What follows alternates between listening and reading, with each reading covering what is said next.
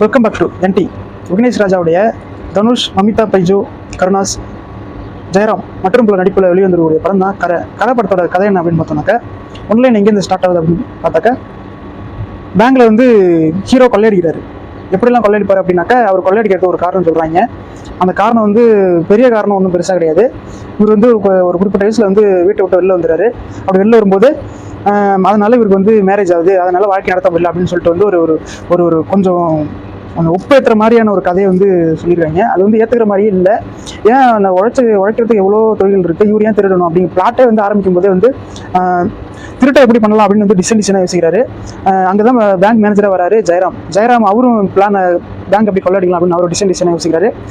இவங்க ரெண்டு பேரும் வந்து கிட்டத்தட்ட கொள்ளையடிச்சு இருக்காங்க. கிட்டத்தட்ட மணி ஹெஸ்ட் பார்த்துருப்பாங்க போல. அதெல்லாம் வந்து கொஞ்சம் கொஞ்சம் அப்படியே ரெசம்பிள்ஸ் வச்சு எடுத்துருக்காங்க. மணி ஹெஸ்டோட ஒன்லைனாக போவோம். இதில் வந்து தனுஷ்க்கு மேரேஜ் ஆகிட்டுது, கல்யாணம் ஆகிட்டுது.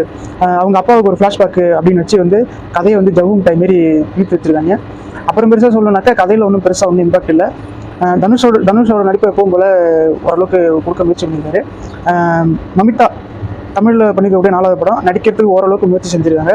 மொத்தத்தில் கரை அப்படிங்கிற படம் ஆவரேஜாக வந்திருக்கு. 10 out of 4.